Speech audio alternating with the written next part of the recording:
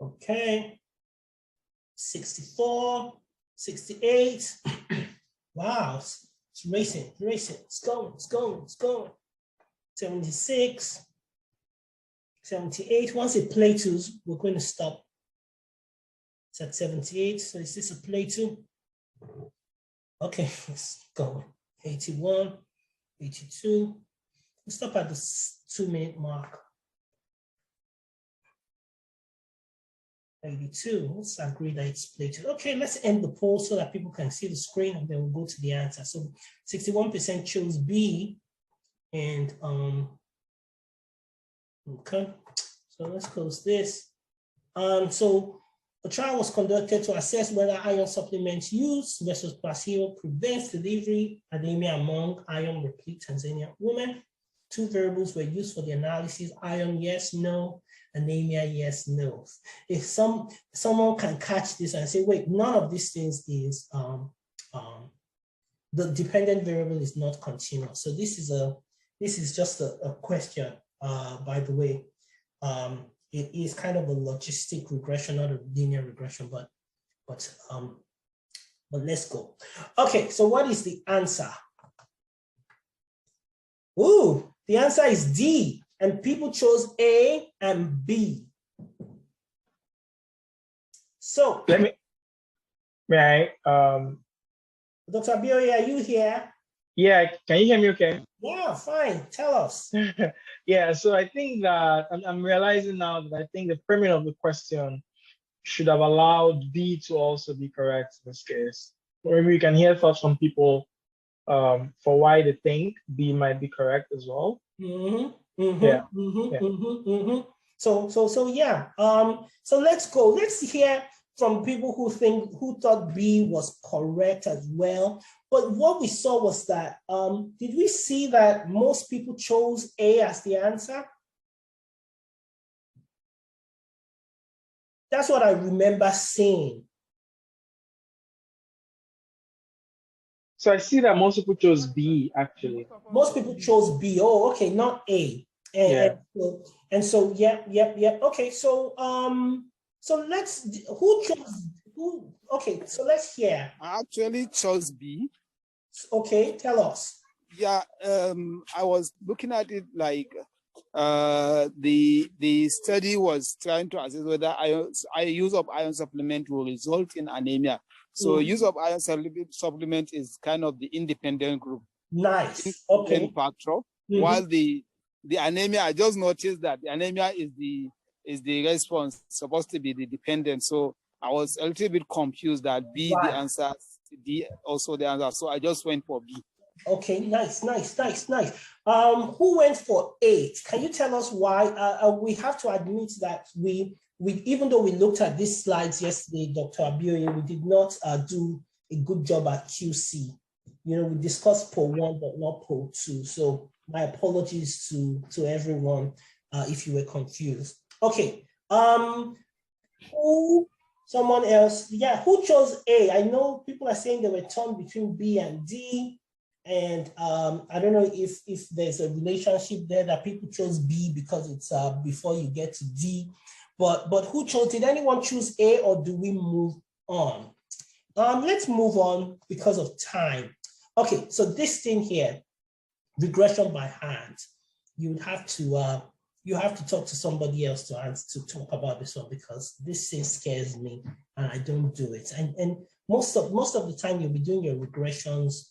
You'll be doing your regressions using Excel or Stata or R or SPSS or Stas or Python. There's so many, you wouldn't really care very much about doing a regression by hand. However, you want to see the formula because, how can you be a statistician if you don't know math?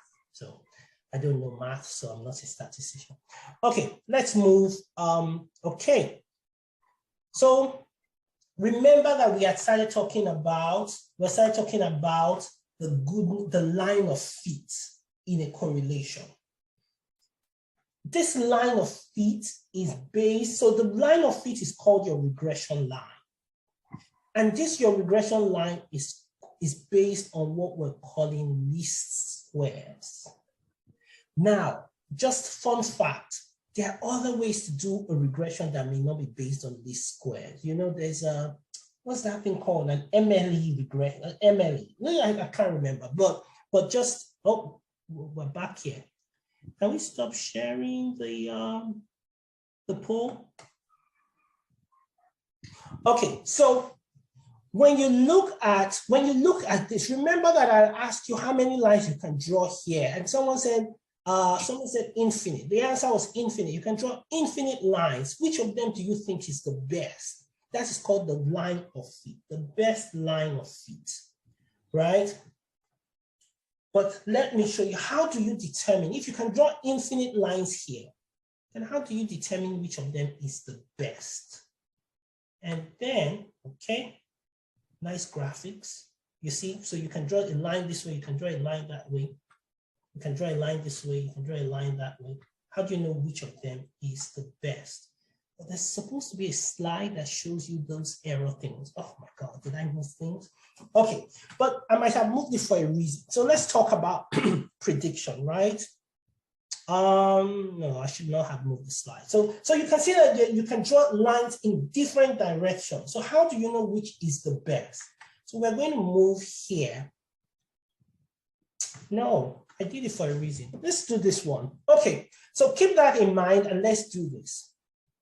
So let's do this example. And who do we have on the panel? Let me look at the people on the panel. We have Somto Chukwu, we have Ebube, we have Lawa, we have Josephine. Let's have Josephine. Comfort, you can speak.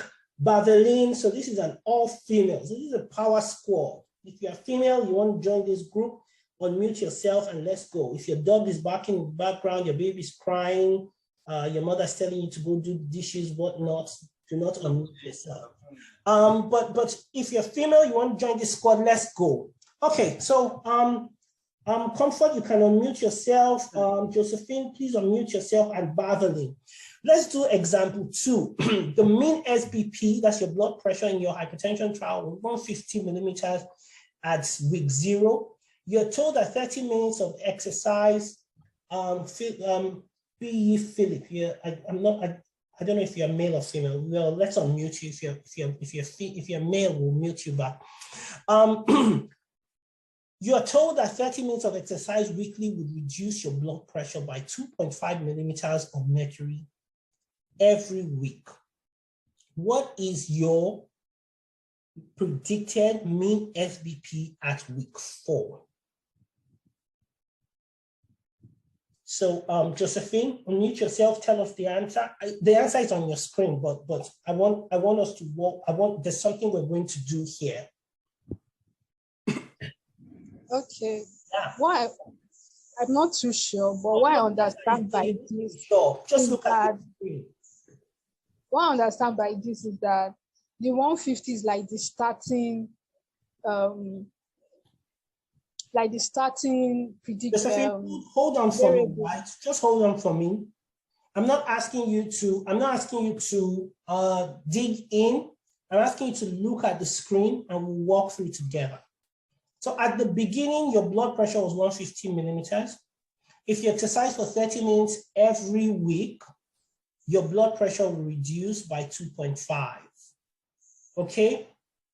Yes. Okay, so if you exercise for 1 week, how much will your blood pressure reduce?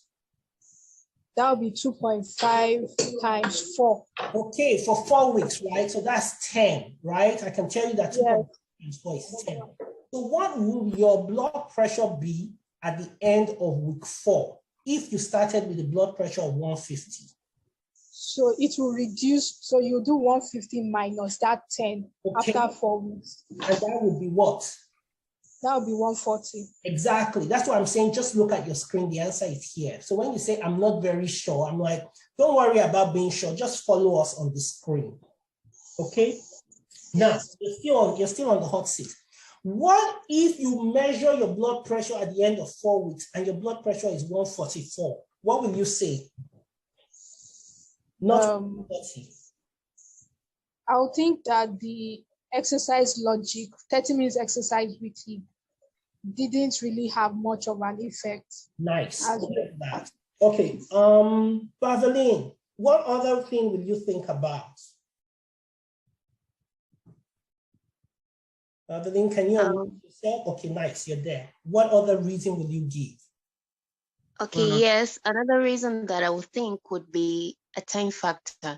At week 1, you wouldn't have a blood pressure of 140, but after 4 weeks, you would have 140 and it would have reduced to 140. So maybe there would be a time factor there. So you think that maybe this person did not exercise for the whole 4 weeks? I'm saying if you did it, but your blood pressure was 144.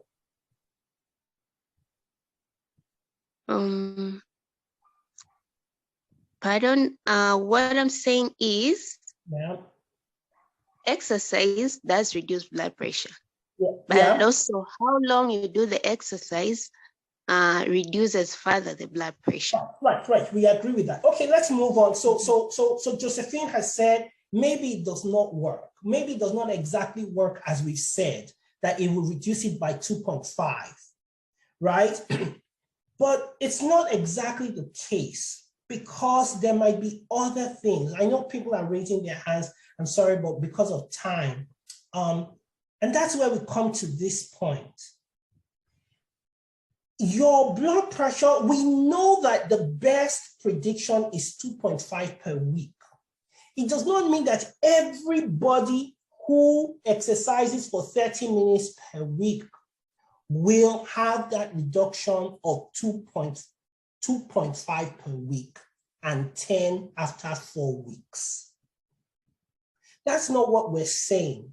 We're saying that when you look at the people who have exercised for 4 weeks, your best line of fit will be a reduction of 2.5 per week. Now, the difference between your friend and that line of fit, your friend with 144 and our prediction of 140, so your friend will be here at 144, but this line of fit, the difference will be called your error. And that is why when we went here, oops, so many. That is why we call this an error. And this, your error term, really is the residual. So it does not mean 100%. It does not mean that if you exercise, you will get this value. No, that's not what it means. There is just a line of fit and there is your residual. There is a residual between what we predict and what happens in the population. So this is kind of important when we start talking about the assumptions for linear regression. Okay. So, and these residuals or these error terms are going to be used, are often used to, what are they used to do? Okay, let's not go there. Okay, so, we already answered the question here. Okay, but this question 2, so let's have Josephine still. Now, so we said that 2.5 per week for 4 weeks. So question 2 is, what if you do it for 60 weeks? You're going to have 2.5 times 60. Does anyone know what that is? 2.5 times 60 is 150. So Josephine, tell us what will be, okay, Haruna, you've unmuted yourself, so just tell us, what will be your blood pressure after 60 weeks of exercising for 30 minutes every week?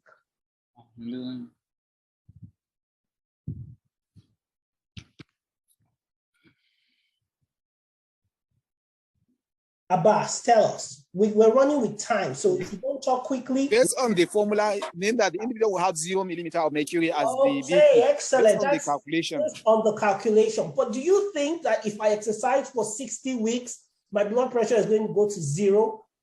No. Because it's not compatible with life, right? Yes. So that is why when we're looking at a regression, you have an intercept. So your intercept means when your X goes to 0, it does not mean that your Y will just continue dropping to 0. And so that's what you need to think about when doing a regression. And the reason why I try to show you these two things, the error, apart from it being in the slides, apart from it being least squared, is so that you understand you cannot just regression everything and say, we did a regression, so the answer must be true. You have to keep some things in mind. There's some error terms, there's some assumptions that you have to make, there's some residuals, etc., etc. Okay, so now let's move into the real meat, and let's get this done in 20 minutes. Okay, so we spend a lot of time so that you get the foundation, we're moving slowly. So when we hit you with the hypothesis testing, you are comfortable.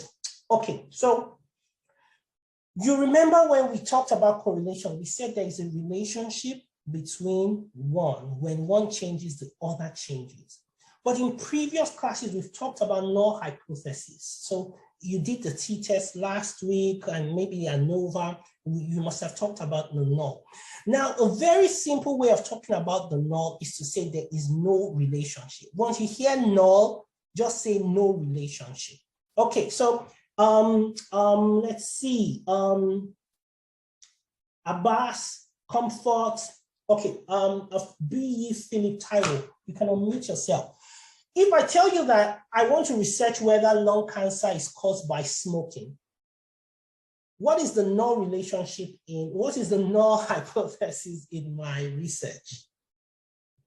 Unmute yourselves, please, and talk as quickly as possible, or we'll move to the next person. So we have Lawal Badru, we have Ebube. Someone unmute yourself. So the null hypothesis will likely be that there is that smoking. Can you hear me? I can hear you, and I said don't use likely because we said okay. The null means. The null, thank you for that. The null means that smoking does not cause lung cancer. Okay, I like it. But what I want to adjust that to is, it's better to say that there is no relationship. Is that a better way? I like what you said. It's correct, right? Thank you. It's correct. Let me ask you another question. Okay, so you want to know if, for example, the more you smoke, the more likely to get lung cancer. What is your null hypothesis then? The more you smoke, the more unlikely for you to get cancer. Okay, so you see like now there's a little bit of a twist. And that's why I prefer you to use that there is no relationship because what you just said, the more you smoke, the more unlikely, right? Or if you assume the one way, maybe someone can agree that, okay, so the more you smoke, the more likely you are to get, the more unlikely you are to get cancer. What of the less you smoke? What if there's a relationship that way? There may not be a relationship for more and more, but what if there's a relationship between less and more or less and less? And that's why we prefer you to say there is no relationship, meaning that whether you increase it or decrease it, nothing happens. There is no relationship. The more you smoke, the more you get cancer. We don't believe it. The less you smoke, the less likely you are to get cancer. We don't believe it either way. So it's better to say there is no relationship, whether increase or decrease. In fact, they are independent of one another. It's a better way to talk about your null hypothesis. And that's what the point I was trying to make with you, even though I like your answer, but there is a better way to do that. And that's why we say no relationship. There is no relationship. Okay, so, and then we have this mathematical symbol, and you say, remember that your beta is your population measure because we're extrapolating from your sample to your population. And then we see, given that y equals, and that's your population measure, BO plus B1, and BO or beta 0 is your constant. Remember, we just showed you that constant. It does not really decrease for have a relationship of 0, 0 on the x and y axis. If B1 equals 0, then y must be your intercept. So even no, we've talked about it. Let's move on. Okay, so many examples, but let's go. We're going to get through this. So let's talk about hours worked and the years of residency. Okay, so Comfort, you're still on the hot seat, and we want to see you want to look at how many, the number of years that you are a resident, if you're a resident doctor or a resident pharmacist, and the number of hours per week you work. Okay, so what is hours worked, Comfort? Is it the dependent, independent variable, or independent variable? Let's go. We're working with time. Take that question again. Hours worked, is it dependent or independent variable? Oh, it's the dependence variable. What is it also called? The response variable. Okay, what is B naught?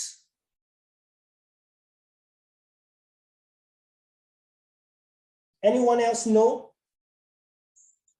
Constant. There you go. And what is B1? The slope. The slope. And what does the slope mean? The slope quantifies the change. Okay, I like that because I said that. But let's ask more specifically. What does it mean in terms of interpreting? I also said it, so if you remember, tell me.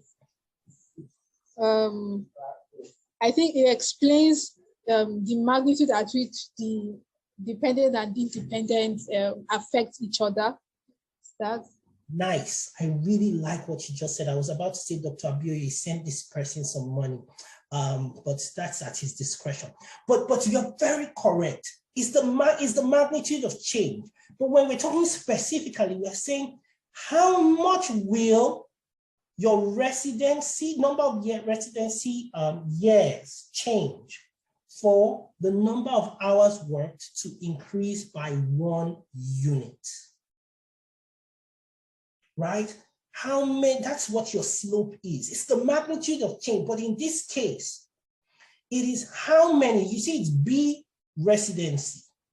How many years of residency will you have worked for the average number of hours per week to change by 1 unit?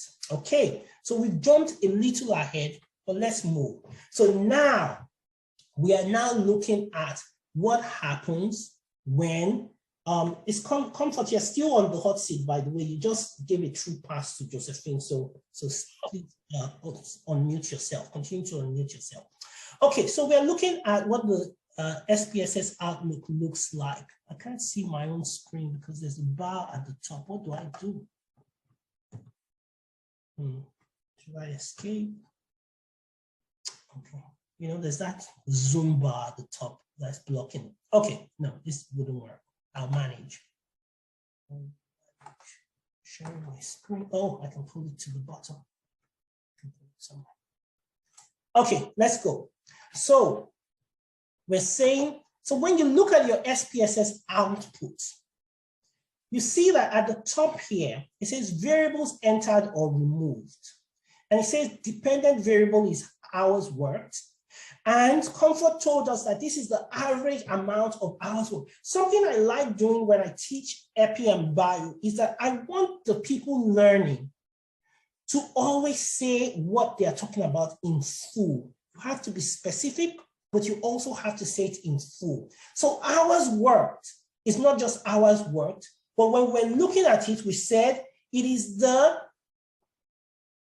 number of hours worked per week.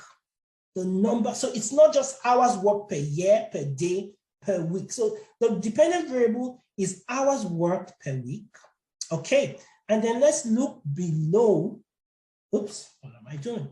Okay, this thing is okay.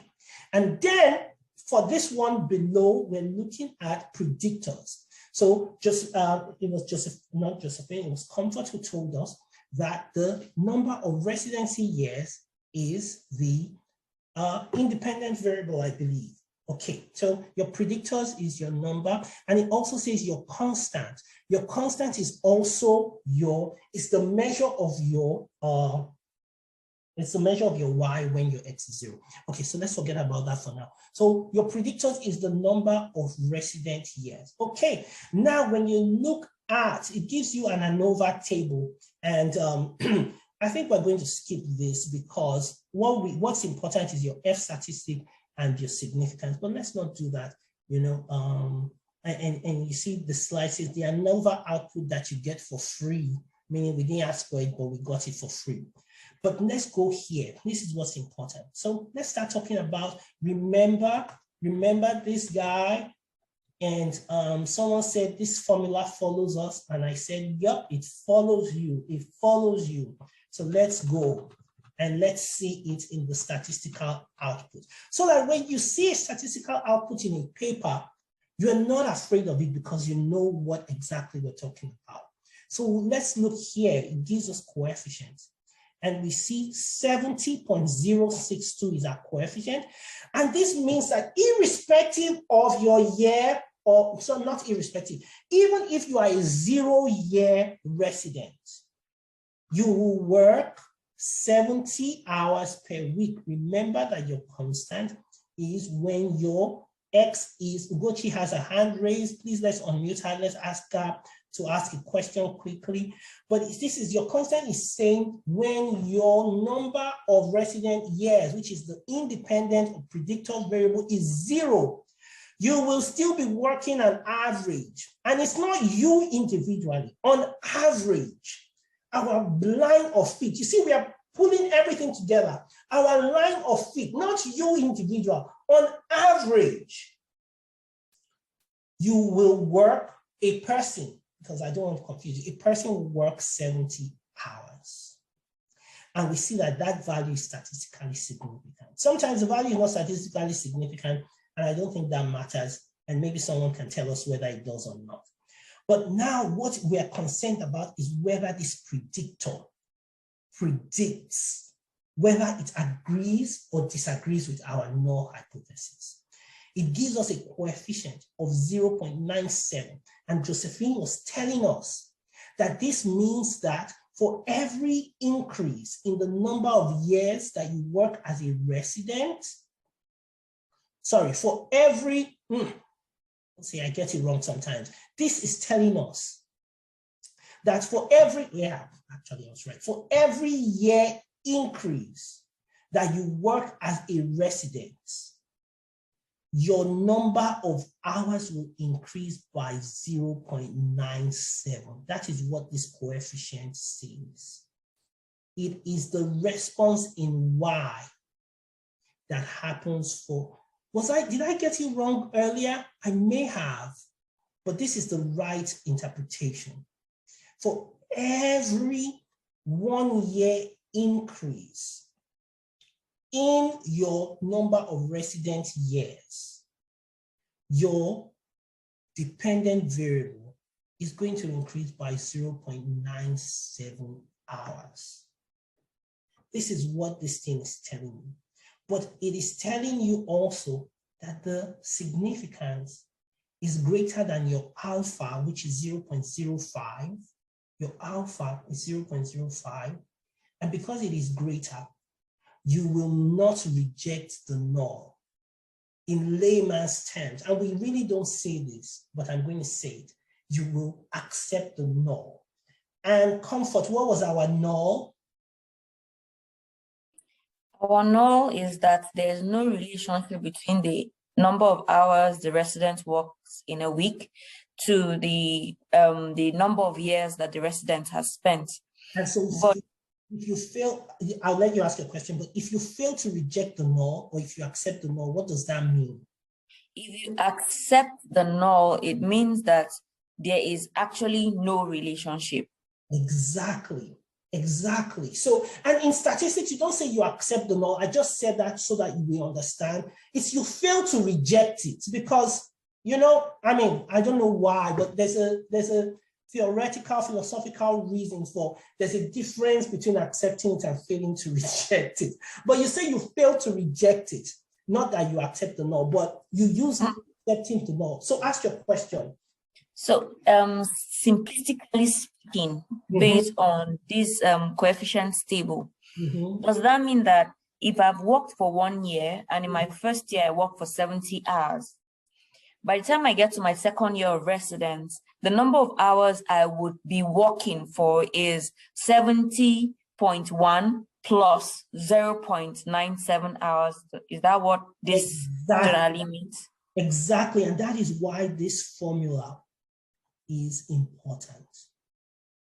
And that is the meaning of this formula. So if the number of years was 2, it will be 70.062 plus 0.97 times 2, because this resident years will be 2. However, because you have quote unquote accepted the null, you can say this is not true. This is BS. We can't accept this. By the way, BS is Bachelor of Science. So you say we cannot accept that to be true. Okay, so this is, we've already done that. We're speeding, going faster than the slides. Does anyone have any question? Oh, we have a poll. Let me quickly do this. Oh, we're still going to the R squared. Okay, so I think we can skip the poll, just given how much time we have left. I like polls, but okay, let's skip the poll. We can do this, we'll keep the poll up at the end.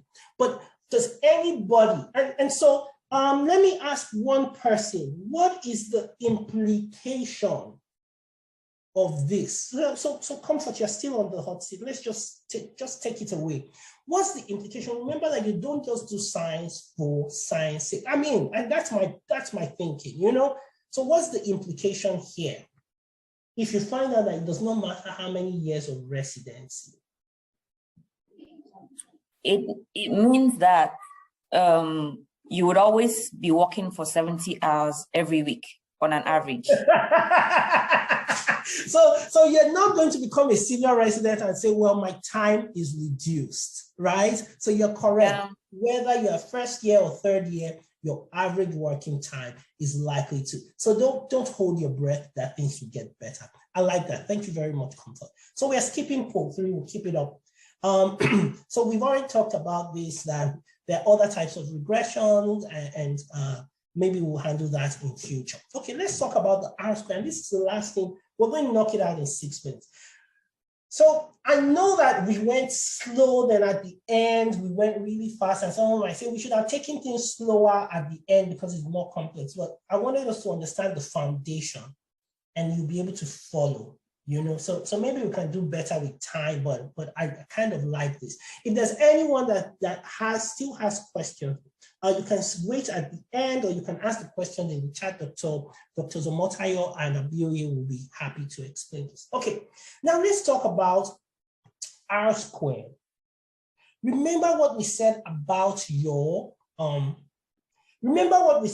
weak correlations. So remember that we said that a weak correlation does not mean that it is not an important correlation. We talked about that when we talked about statistical significance and what you call it, clinical importance, right? Now, when you do a regression, let's imagine that our regression was significant. Our p-value was significant. Someone might jump up and say, well, that means, and let's say we're talking about smoking and migraines. I don't know if smoking causes migraines, but let's just say it was significant. After you find your results, you go out and tell everybody smoking causes migraines, or smoking is related to migraines, blah, blah, blah, blah, blah, blah, and no one will be able to tell you any different. But your R square helps you understand the extent that you can, what's the word? I don't want to say the extent to which you can predict, because we've already quantified it. So, okay, after you're done with your analysis, your R squared helps you, it tells you the extent that the variability, and this is big grammar, and that's why I'm struggling with it, the variability in your Y. Okay, and what I mean by your variability in your Y, look at this plot here. We're racing with time here. But you can see that Y, for this value of X, for example, where I am now, straight line, you can see that there's several Y's. For this value of X, there's several Y's. For this value of X, there's several Y's. So the variability, so you kind of understand that there's a variability. Y varies. for every value of X. But Y also varies for every new value of X. That means Y can be here, Y can also be here depending on X. So let's just call that variability. And basically your R-squared is telling you that to what extent does a variability in Y, is it dependent on our variability in X? That is your R-squared. And your R-squared usually tells you what your goodness of fit of your linear regression is. It basically tells you that are we satisfied with this? Are we satisfied with this regression that we've done? And your R-squared can be talked about in percentages. Remember I said your R, by the way, the relationship between your R-squared and your R is if you square your R, you get your R-squared. So that's a mathematical thing, but put it aside for a second. And so you want to know, okay, so let's look at your R-squared here. So you've run your regression. And now you're saying, well, how much do we believe in this regression, basically? And look at your R-squared, you're saying that, so this is 0.01, it can be expressed in percentage. And so what you have is 1%. So you're saying the variability in your Y, which is the number of hours you work per week, is predicted. Only 1% of the variability in Y is predicted by the variability in X. And if you have that, it is so low that I personally would be like, maybe we need to add some other things to this regression to see how much we can believe this regression model that we have made. Okay, so now when you add more variables, however, it awards you for, your regression model awards you for adding more variables. And so you look at, when you add more variables, more than one variable, when it becomes a multivariable regression, you look not at the R-squared, but the adjusted R-squared. And this adjusted R-squared, imagine it was multivariable, it's telling us that 0.5%, not 5%, but 0.5, and we are time, of the variability of Y is explained by the variability of X. And you want to say, what do we do with that? I'm not sure. I think that we need a better model to understand this relationship we're talking about. Okay, so we're going to skip this. We've talked about the R-squared. And at this point, I'm going to say, do you have any questions because we are time? Let's see if there's anything so you're not cheated out of time. Here, this is really the same thing, and we've gone over. Note the R-squared and the adjust, which is greater. So let's look at our R-squared. This is, so the adjusted R-squared is greater. Oh, Dr. Bioye, do you want to tell us a little about why it's significant? Do we expect which to be greater or which to be less? There's a negative sign in front of the adjusted R-squared. Oh, there is I missed that. So yeah. So it is still the R-squared is still greater. And what's the implication? Because how do you have an R-squared that has a negative sign? Is that a nonsense statistic?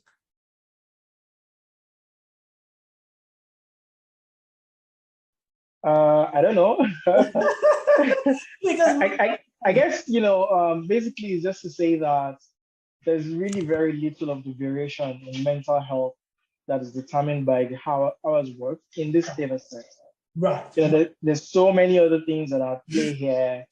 And you can think about it that maybe it's money, maybe people need more income, maybe it's family responsibilities. There's so many other things that are determining the mental health of people in this population, more than just the number of hours they work a week. Exactly. And I think that's the key takeaway, that even if you find significant, when you look at your R-squared, you might say, oh, this is so low that we think there's so much. And okay, we are 2 minutes ahead of time, sorry. So I'll see this last thing. Look at this here. explain variation divided by total variation. That means, and this total variation is actually the variation of your error terms. Remember we talked about errors here? That means that the errors are so large that you really need to put other things in the model. And that's the foundation for talking about a multivariable regression. Okay, at this point, I'm going to pause and then we can ask questions, or people are free to leave and then we'll wrap up. Thank you so much for your time, people.